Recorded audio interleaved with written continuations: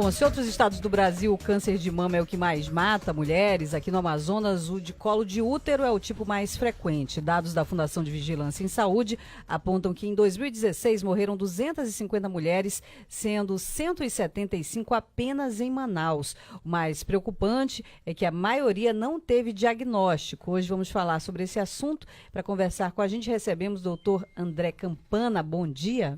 Bom dia, mais uma vez obrigado pelo convite. Bom dia a todos os ouvintes da rádio. A gente falava ainda agora de vacinação do sarampo, mas a vacinação do HPV poderia prevenir muitos desses casos? Sem dúvida nenhuma. Eu acho que o câncer de colo uterino é um câncer de alta incidência. Os nossos ouvintes têm que ter a noção disso. Manaus é a única região em que o câncer de colo uterino ultrapassa câncer de mama.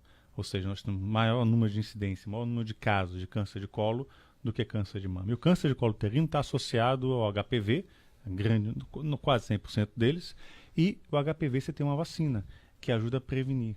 E o pessoal tem que se vacinar. Tem um controle do quanto o interior concorre para esses números em Manaus serem tão altos? Você doutor? tem sim, no site do INCA, ele mostra para a gente exatamente a quantidade o índice nos estados, como também na capital.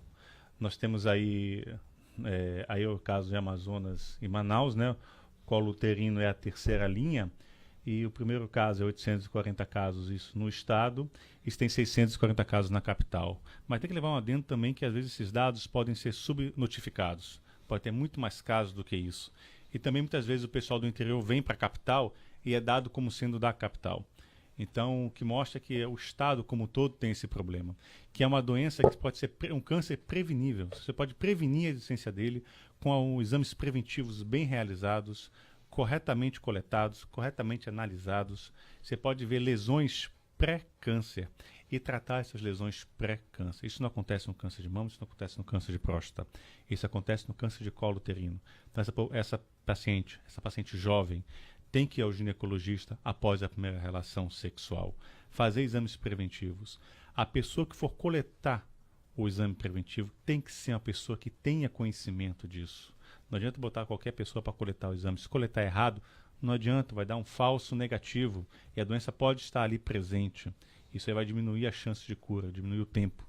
E a gente vê números aqui, eu recebi uns números, 2016, a neoplasia maligna do colo de útero, né, que é o nome oficial da doença, 253 casos no Amazonas, 2017, ano passado, subiu para 294, e esse ano, até junho, 131 casos, 146 casos diagnosticados, ano passado, na verdade, 328 casos de câncer de útero. Então, está só crescendo. Sim, isso está crescendo e tem a vacinação aí que não está tendo uma adesão tão grande da população. Então é importante que as pessoas estão escutando, os pais, as mães, a escola tem um papel fundamental nisso aí. Escola, rede pública, rede privada, de conscientização da população a favor da vacina. Com quantos anos é a vacinação para homem e para mulher? Começa aos 9 anos, tanto menino quanto menina. Se não me engano, menina pode ser um ano mais tarde, os meninos. Mas é nessa faixa etária. Os meninos, o meu é a partir de 11 anos, já vai começar a vacinar. E tem que ser as duas doses. Não adianta tomar uma dose e não tomar a segunda. Você tem que tomar as duas doses para estar protegido. E por que bota essa data, né? Exatamente porque você espera que nessa idade não teve ainda contato com o vírus do HPV. Mas nada impede que pessoas, sabendo que não teve contato com o vírus, sejam vacinadas na rede privada para tomar essa vacina. É importante sim. E lembrar que o HPV não está associado só a câncer de colo de útero, apesar que essas cepas estão mais associadas a câncer de colo de útero. Esse é um vírus que está associado também a câncer de canal anal e a câncer de orofaríngeo, câncer de garganta. Isso também está associado.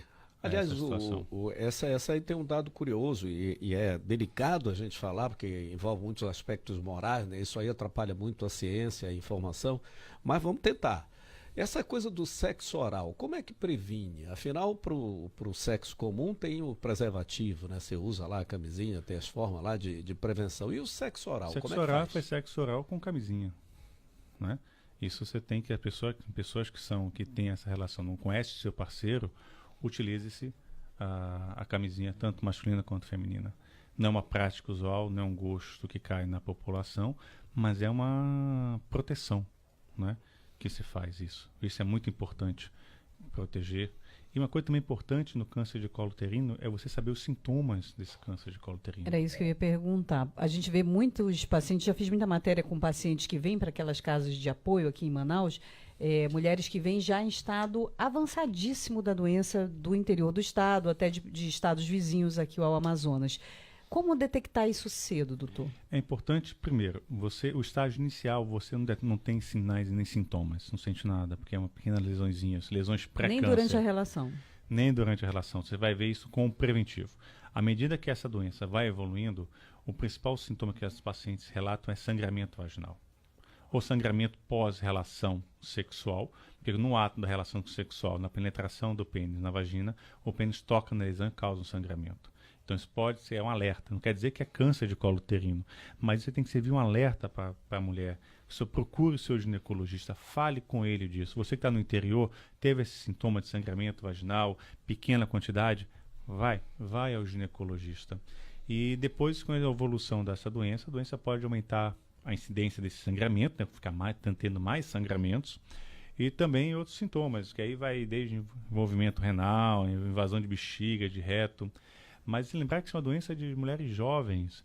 Nós atendemos tanto na clínica privada quanto no público pacientes jovens de 20 e poucos anos, com elevados E a gente câncer. falava que muitas mulheres fazem o preventivo e não vão buscar o resultado. Esse é outro problema. Então você tem já um problema aí que precisa ser um problema abraçado pela população. A gente não pode pensar que isso não vai me atingir, não vai. Não, mas atinge a população, pega a população na sua essência, são mulheres jovens nisso aí. Então tem que ter uma conscientização e falar assim, vamos fazer uma campanha, vamos unir forças para combater isso. Agora, diagnosticado, o câncer é curável até determinado Diagnosticado, estágio? sim. No diagnosticado, estágios iniciais você tem a cirurgia. Em estágios que você não tem condições de fazer a cirurgia, você faz radioterapia mais quimioterapia com intuito curativo. Ninguém está falando de intuito paliativo. Você faz com intuito curativo dessas pacientes. Agora, uma mulher que não tenha tido filhos e tem câncer, ou tenha probabilidade de desenvolver um câncer de útero, ela depois de um tratamento como esse, ela pode engravidar? Dificilmente. Temos que ter várias situações. Então, são pacientes jovens, você consegue, às vezes, coletar óvulos, congelar e, no segundo momento, tentar uma gravidez.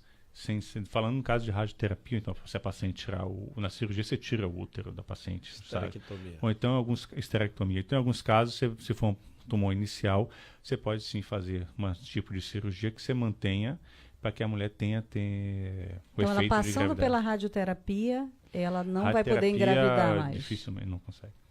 Você está irradiando toda a parte do Infelizmente, né? Mas você pode sim coletar os ovários, óvulos, né? Tentar uma barriga de aluguel. Ou então o cirurgião colocar os ovários numa situação que nós chamamos orfopexia, que coloca os ovários na crista ilíaca, para que a dose de radiação não chegue no ovário e ela mantenha suas atividades hormonais preservadas. Caso Angelina Jolie, que retirou o útero porque descobriu lá nos exames de probabilidade genética, né? Tirou a mama, né? Porque na probabilidade genética ela descobriu que poderia ter um câncer de mama. E preventivamente ela retirou a mama. Pode ser aplicada ao útero também?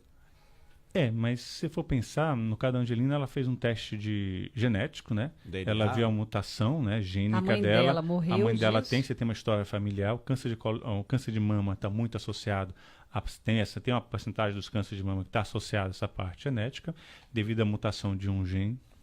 Esse pesquisou essa mutação veio positiva, então ela optou para tirar a mama. E essa mutação também está associada a câncer de ovário.